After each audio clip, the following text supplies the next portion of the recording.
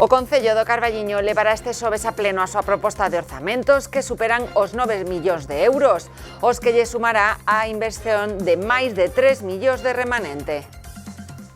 César Fernández, exalcalde de Ribadavia, foi nomeado hoxe como a vicepresidente segundo da Deputación de Ourense.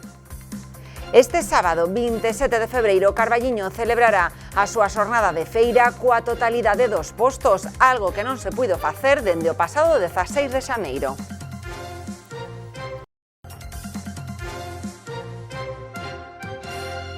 Ola, que tal? Moi boa noite a todos. Hoxe o Carballiño recupera a súa tendencia baixa nos casos de COVID-19 con 9 menos ca onte. Os concellos de Beariz, San Amaro e Piñor continúan a estar libres de casos de coronavirus. A comarca baixa hoxe o número total de casos activos de coronavirus ata os 33, unha cifra que descende en 12 casos pola evolución de varios concellos, en especial pola capital da comarca. No Carballiño hoxe os datos baixan dos 30 de onte os 21 casos activos que temos hoxe, son 9 casos menos. Boborás é o concello que lle segue con máis casos, mantendo un total de 5 casos activos. Segue o San Cristovo de Cea, que mantén 3 casos de coronavirus. Maside baixa hoxe 2 casos para ter un total de 2 positivos. Oirixo e Punxín teñen cada un caso activo e Beariz, Piñor e San Amaro están libres de COVID-19.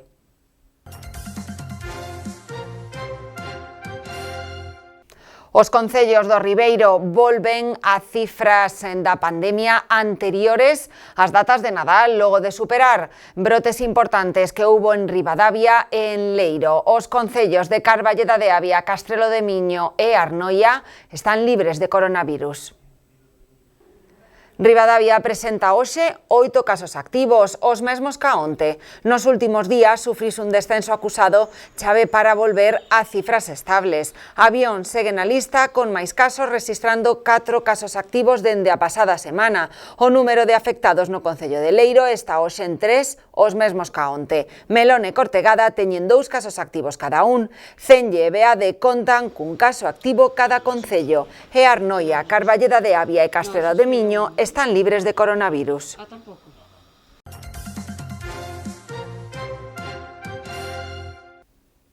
Galicia continúa tamén diminuindo as súas cifras de casos activos de coronavirus. Hoxe, ademais, registramos unha importante baixada nas unidades de críticos, con 13 ingresados menos.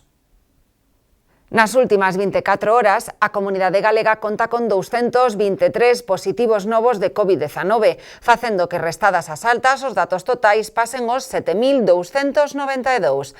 A presión asistencial descendeu tamén.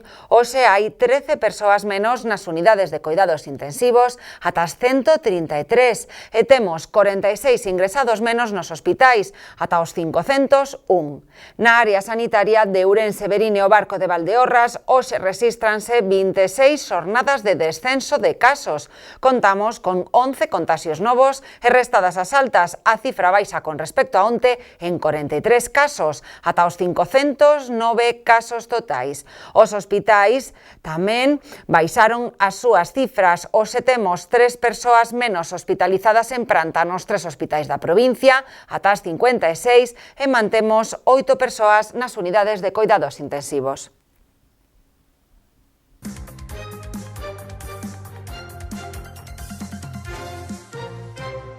E segue a campaña de vacinación das persoas maiores de 80 anos na provincia de Ourense. Hoxe, o ambulatorio do Carballiño convocou a 50 persoas e Ribadavia a 100. Esta semana comezaba a campaña de vacinación para as persoas maiores de 80 anos que non viven en residencias na provincia de Ourense. En total, esta semana está prevista a vacinación de 4.400 persoas deste sector de idade en toda a provincia, un millar na xornada de hoxe. No Carballiño, durante a mañá, foron convocadas 50 persoas. En Ribadavia, durante a tarde, outras 100. Todas elas recibiron a vacina de Pfizer.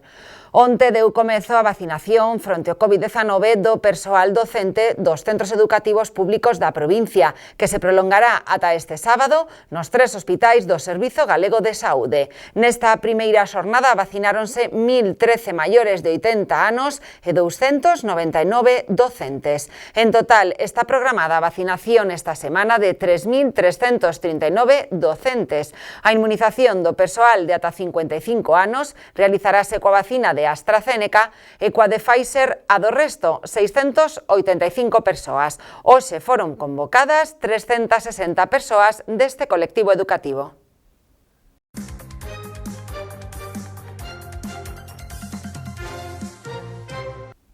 As comarcas do Carballiño e o Ribeiro entrarán este venres no nivel 3, que é o que ten o maior alivio das restricións fronte ao coronavirus. A excepción está nos concellos de Punxín e de Beade, porque teñen unha taxa de incidencia acumulada a 14 días de máis de 500 casos por cada 100.000 habitantes. O pasado luns, Sanidade establecía 3 niveis de desescalada das medidas restrictivas. Onte soubemos como quedaba de xeito definitivo o mapa galego.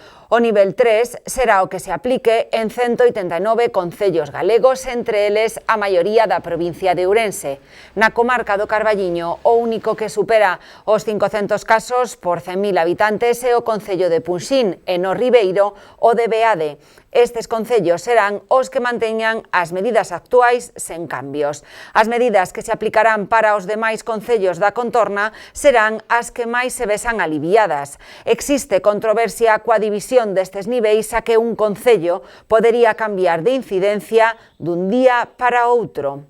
As medidas que sí que se van a ver aliviadas a partir deste venres nos concellos que entremos nese nivel 3 será a apertura da hostalería cunha limitación interior do 30% e dun 50% no exterior, e o seu horario será ata 6 da tarde como máximo. Os non convivintes poderán reunirse ata en grupos de 4 persoas. A mobilidade está permitida entre concellos que estean no mesmo nivel de restriccións. Abrirán as instalacións deportivas, gimnasios e piscinas cun máximo tamén de 4 persoas non conviventes por grupo e con uso obrigatorio de máscara. As medidas, como decíamos, entran en vigor este próximo venres á noite do xoves. O venres e o Comité Clínico reunirase de novo cada martes para analizar a evolución da pandemia e os mércores algúns municipios terán tamén medidas máis relaxadas ou máis duras en función da súa situación e do que se decida nesas reunións.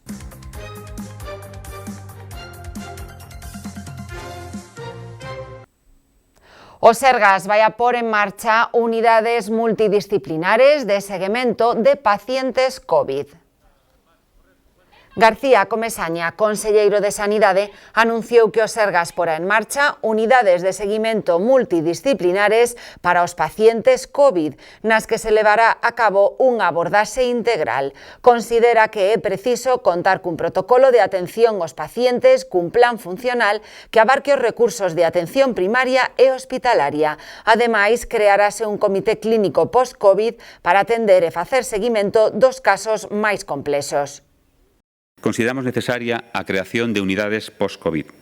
Por iso anunciolles que o Sergas ten a intención de poñer en marcha unidades de seguimento multidisciplinares nas que se levará a cabo unha abordaxe integral do paciente para o que é necesario contar con un protocolo de atención destes pacientes e con un plan funcional que abarque os recursos dos 2 niveles asistenciais, a atención primaria e a atención hospitalaria. Son moitas as afectacións que poden sufrir os pacientes COVID e que abrangue desde a afectación pulmonar, as afectacións cardiovasculares, como arritmias, miocarditis ou insuficiencias cardíacas, afectacións neurolóxicas, entre as que se poden atopar a dor de cabeza, o vértigo, a perda de gusto ou do olfato en casos máis graves, ictus, inestabilidade da marcha, ademais do deterioro do nivel cognitivo que se ten producido na población de máis edade como consecuencia do illamento e a soidade. Tamén se teñen producido alteracións psiquiátricas, xa que a sinalizada denominada fatiga pandémica únese ao maior risco nestes pacientes de padecer depresión ou ansiedade. Por iso é necesario abordar a atención destes pacientes dun xeito eficiente, dunha forma homoxénea, estandarizada e de máxima calidade unha vez superen a fase aguda desta enfermidade. As unidades estarán formadas por especialistas en medicina interna, en neumoloxía, en atención primaria, enfermería e contarán cun coordinador. Ademais, crearemos tamén un comité clínico post-COVID para atender e facer o seguimento dos casos máis complexos. García Comesaña anunciou que o plan de recuperación que abordará a actividade pendente que tivo que ser suspendida como a consecuencia da COVID e que neste plan vaise abordar reforzando o concepto de hospital único. Sanidade xa ten deseñada unha nova aplicación do Sergas móvil con facilidades como acceso á tarxeta sanitaria virtual e ás videoconsultas.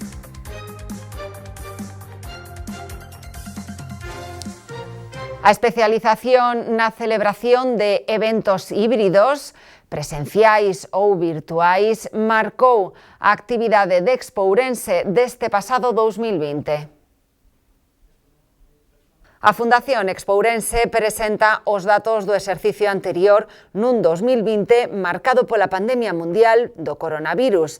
Expo Ourense readaptouse creando eventos de formato híbrido e distintas accións profesionais cos sectores aos que fai referencia. O primeiro deles foi Xantar, Salón Internacional de Turismo Gastronómico, que foi a única feira de carácter internacional celebrada en Galicia en todo o ano, e xunto a Fitur. O segundo foi o Campeonato de España Absoluto en pista cuberta, celebrado na primeira fin de semana de marzo. Durante as semanas do confinamento máis estricto, Expo Ourense organizou unha serie de actividades formativas en liña e en directo, vencelladas aos seus proxectos Termatalia, Xantar e Ourense Vinis Terrae. No mes de setembro celebrou o primeiro Congreso Internacional sobre Auga e Saúde, que congregou a 500 inscritos de 30 países. Tamén no mes de setembro se celebrou de xeito híbrido o primeiro Congreso Internacional de Directivos Funerarios organizado por Funergal.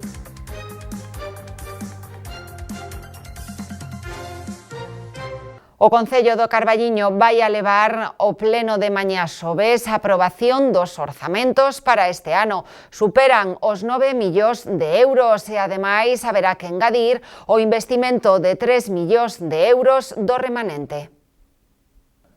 O alcalde do Carballiño, Francisco Fumega, asegura que os orzamentos que se aprobarán en pleno para mañá xoves son equilibrados en ingresos e inversións, cun 90% do orzamento para compromisos adquiridos e cubrir gastos.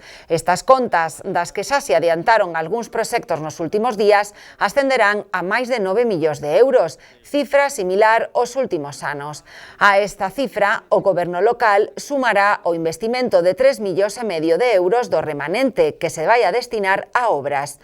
Tamén Fumega destacou o carácter social en canto a axudas polo COVID-19. O Carballiño trasladará parte dese remanente a axudas para colectivos afectados pola pandemia. Na xornada de mañá tamén haberá lugar, ademais de para os orzamentos, para debater as propostas feitas pola oposición no último mes, entre elas as de Espazo Común relacionadas co gasto no 2020 en festexos e a petición dun proxecto para a rúa Aquilino Sánchez, e o Bloque Nacionalista Galego, que presentou unha proposta para a creación dun órgano municipal que controle as contratacións.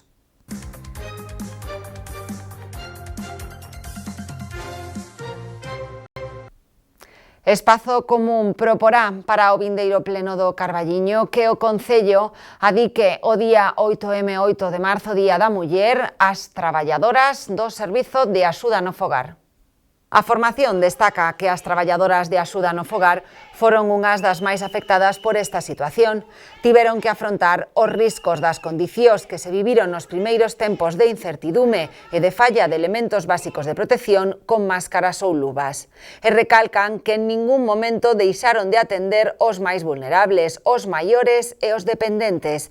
Cabe destacar tamén, segundo informa Espazo Común, que este é un colectivo esencialmente femenino, como a case todos os traballos relacionados cos coidados, e que esta pandemia foi para pôr de manifesto a esencialidade destas valentes mulleres. A formación cree que o colectivo continúa a ser a representación perfecta da segregación por sexos no eido laboral que existe de xeito social establecido. Por isto piden que o Concello lles adique un día tan sinalado como o 8 de marzo.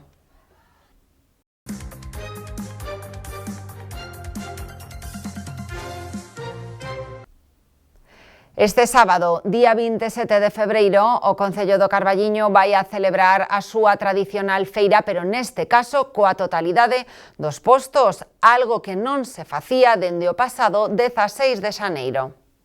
O Goberno local do Carballiño, ante a evolución da pandemia e o alivio das restricións ata o nivel 3, o máis laxo, tomou a decisión de que a feira que se celebrará este sábado día 27 sexa de novo con todos os sectores comerciais. Deste xeito poderán asistir comerciantes de todo tipo, entre eles os vendedores de roupa. Dende o pasado 16 de xaneiro non se celebraba unha feira na que puidesen participar todos eles. Estaban estes mercados restringidos a agroalimentación e as pulpeiras. Vamos a abrir a feira para que todos aqueles comerciantes autorizados podan vir e procurando manter as distancias de 1,5 metros entre os postos e procuraremos reubicar. Se necesitamos máis espacio, vámoslo ampliar. E, bueno, por exemplo, na plaza dali, en frente ao balneario, vamos a intentar que este ali todo o que é verduras e plantas, e árboles, e para poder deixar sitios para que se expandan un pouco máis os outros vendedores por outra calle abaixo. Entonces, bueno, creo que vai estar un día bo, espero que a xente disfrute da feira e con sentidiño. Todos, sabemos todos que temos que levar mascarilla, procurar non agolparse e non manipular moito os produtos. Si, abre tamén a hostelería, as terrazas co 50%, creo que é, e entonces xa se pode disfrutar. Se está un día bo, pois esperemos que todos con sentidiño, porque non queremos volver a estar outra vez pechados. Entonces pido un pouco a responsabilidade de todo, de cada un.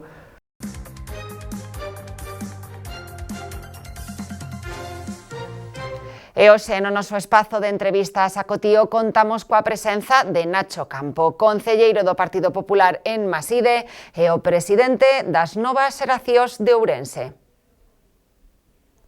Hoxe no noso espazo de entrevistas a Cotío con María Muleiro contamos coa presenza de Nacho Campo, veciño de Maside, concelleiro neste municipio polo Partido Popular. Con 24 anos, ven de ser nomeado o novo presidente das Novas Xeracións do Partido Popular de Ourense. Hoxe fará un repaso con nós polos seus inicios na política local, pola situación do Partido Popular a nivel provincial e por diversos temas de actualidade. Máis que un salto, ao final eu creo que máis un crecemento horizontal, estás dentro da organización xa, non é en sí un salto político, porque ao final, como organización xuvenil, non estamos tanto dentro do eido político na vida política diaria, pero sí que pois aportas ao partido, tratas de facer ver que, pois neste caso, o Partido Popular é un partido no que hai xente nova tamén, no que buscas pois ter a xente que comparta os teus ideais e que poida loitar por, bueno, neste caso polos intereses dos xóvenes da provincia de Ourense. Esperado? Pois non. O sea, non podo dicir que fora algo esperado, sí que é algo que sempre pode pasar, porque estar aí dentro, pois poder ser ti un dos agraciados. Chamáronme, propuxéronme, dixéronme quen iba a estar conmigo. De feito, de non ser por quen está conmigo, probablemente non houbera collido o cargo.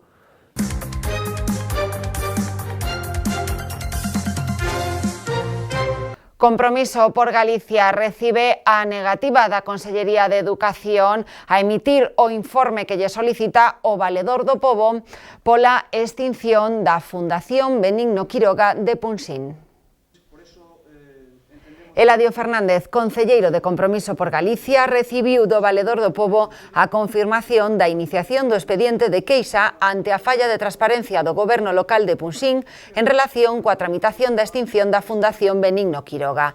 Esta nova acción, segundo o voceiro, desenvolvese en defensa dos dereitos dos cidadáns. Asegura que proba desta situación é a negativa da Consellería a responder á solicitude do informe que lle pide o Valedor do Pobo. Eladio Fernández asegura que ante a negativa a emitir o informe, a valedora volve remitir o escrito á Consellería de Cultura, Educación e Universidades. Como concelleiro de Compromiso por Galicia en Punxín, Eladio Fernández estima que é de xustiza o inicio deste expediente aberto, xa que este proceso de extinción asegura que foi tramado para acabar coa fundación e o patrimonio dos veciños de Punxín.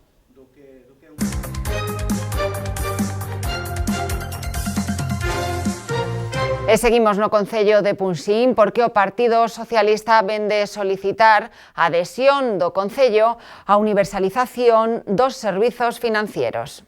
As concelleiras socialistas de Punxín veñen de solicitar a adhesión do Concello ao convenio de colaboración asinado entre a Consellería de Facenda e a FEGAM para a universalización de servizos financeiros. Segundo as socialistas, o obxectivo desta iniciativa consiste en facilitar que toda a poboación teña acceso a servizos financeiros no seu concello, mediante a instalación dun caixeiro automático, a prestación dun servizo de asistencia financiera de forma presencial e a oferta de formación en banca electrónica para adquirir nocións básicas. Segundo a voceira socialista, Lorena Peleteiro, é unha oportunidade para contar en Punxín co acceso á prestación de servizos financieros que non se poden deixar escapar.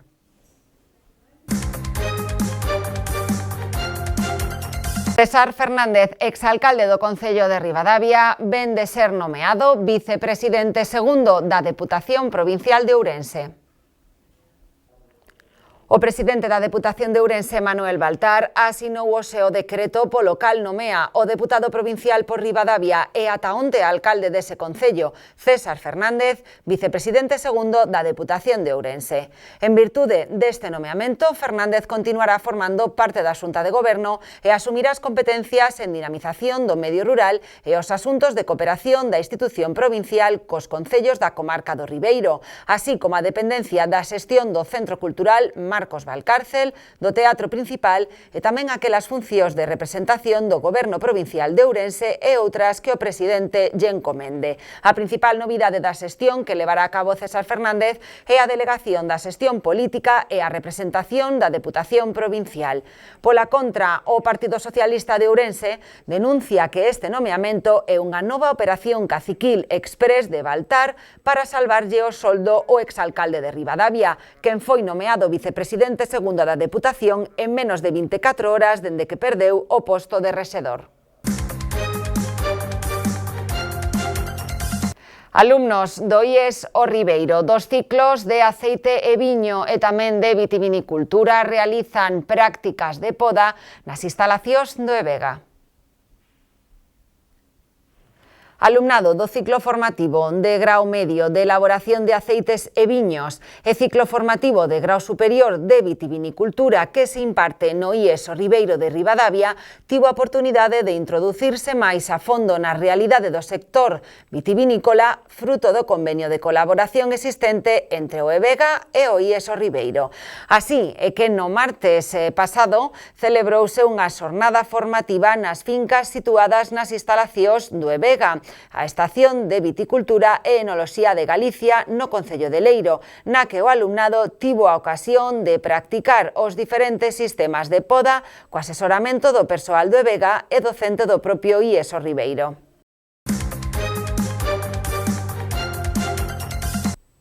O Partido Socialista de Leiro critica do goberno do Partido Popular deste concello que lle rexeitara 4 mocións presentadas por eles, tanto pola vía ordinaria como pola de urxencia. Aseguran que as mocións foron presentadas en tempo en forma, 3 delas pola vía ordinaria e unha pola vía de urxencia, e afirman que o rexedor non as incluíu na orden do día do pleno. Segundo o seu portavoz, a resposta do alcalde para non levalas a pleno é porque o Concello non ten competencias para executalas. A primeira das mocións solicitaba que se cubrise a praza de facultativo médico no momento no que se quedara vacante tanto por baixa laboral como por vacacións ou xubilación. Outra das mocións tiña que ver coa problemática das traballadoras do Servizo de Axuda no Fogar, pedindo melloras nas súas condicións laborais. A terceira das mocións era unha petición para que se realizase un cribado logo do gran brote que sufriron no pasado mes. E, por último, unha moción con motivo do Día Internacional das Mulleres que se vai a celebrar o próximo día 8 de marzo, pedindo impulsar e reforzar o marco normativo municipal para que se introduza a perspectiva de xénero en todas as políticas levadas a cabo dende o Concello.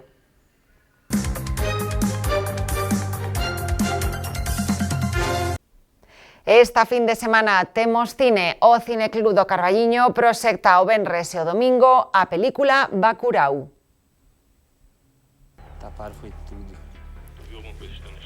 Esta fin de semana o Cineclub presenta a proxección do filme brasileiro Bacurau, premio do xurado no Festival de Cannes, dirixida polos coñecidos cineastas Cleber Mendoza e Juliano Dornelles e protagonizado por Sonia Braga Udo Kier. Trátase dunha mestura de cine de acción, aventuras e thriller que foi colleitando premios a nivel internacional dende o ano 2019. Os dous pases serán en versión original subtitulada ao castelán o venres ás 7 da tarde e o domingo ás 7 da tarde tamén.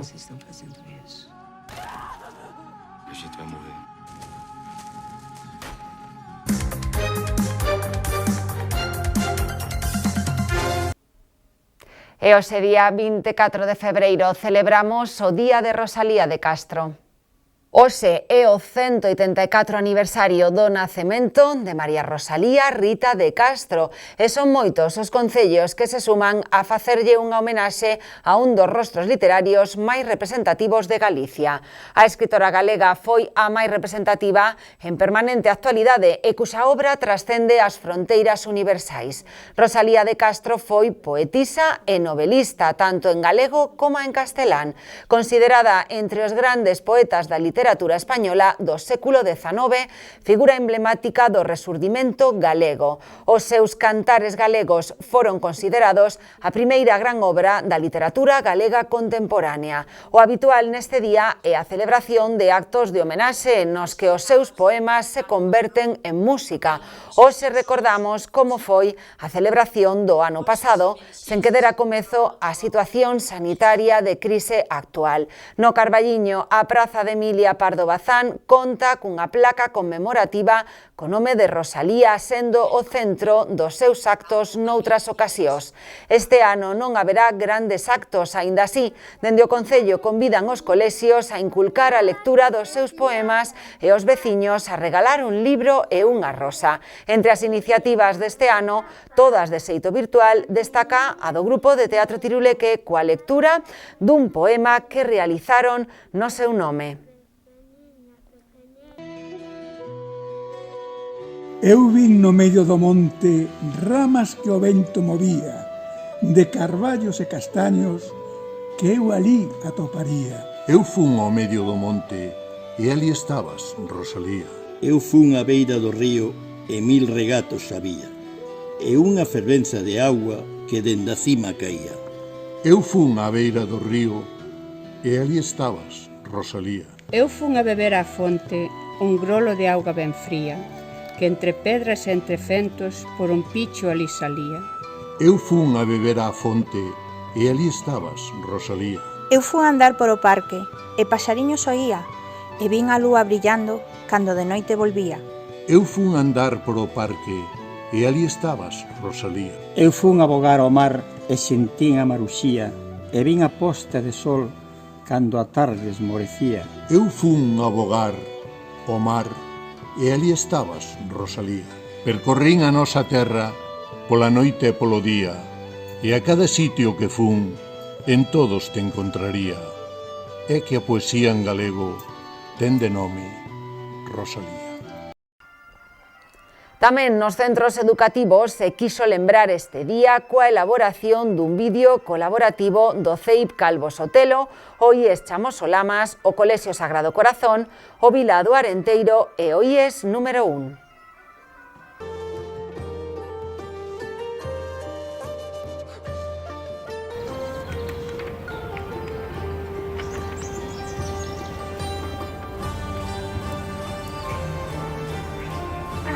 ríos, adiós monte, adiós regatos pequenos, adiós vista dos meus ollos, non sei cando nos veremos.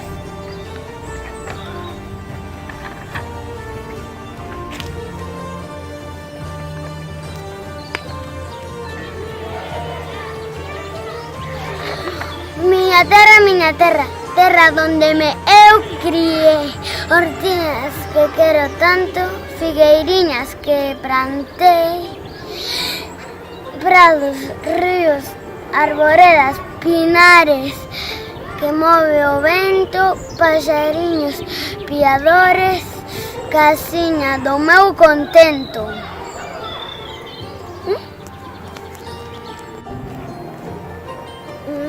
Castañares, noites claras de luar, campaniñas timbradoras na igreciña do luar, amoriñas das silveiras que hoxe daba meu amor, caminiños entre o millo, adiós para sempre, adiós.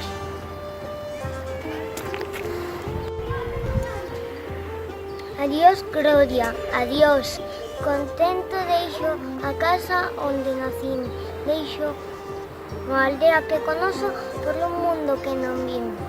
Deixo amigos por estaños, deixo a viga por o mar, deixo, en fin, que canto ben quero, quen pudera non o deixar.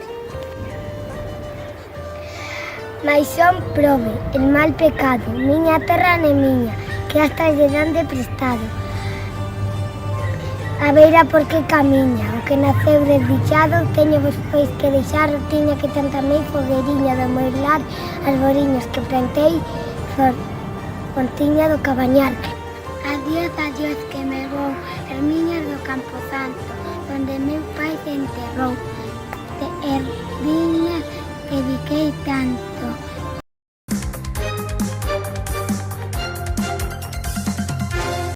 Mañá xoves, os ceos estarán cubertos en Carballiño e con precipitacións que serán algo máis intensas pola mañá. As temperaturas sufrirán unha baixada importante, sobre todo as máximas ata os 12 graus. As mínimas manteránse entre os 5 e 6 graus de temperatura.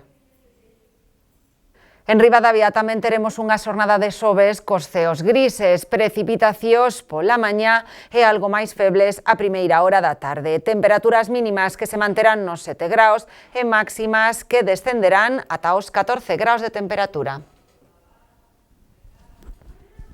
Mañá choivas, pero a fin de semana teremos un tempo moito máis solleiro para poder desfrutar de algunhas desas novas medidas máis liseiras que teremos a partir deste venres. Agora lles deixamos co programa de entrevistas de María Muleiro. A cotío hoxe vai nos acompañar Nacho Campo, concelleiro do Partido Popular de Maside e o novo presidente das novas xeracións do Partido Popular en Ourense. Se queren seguir estando informados, xa saben que poden facelo na nosa página web www.badalnovas.com ou tamén dende a nosa página de Facebook. Que pasen unha moi boa noite e ata mañá.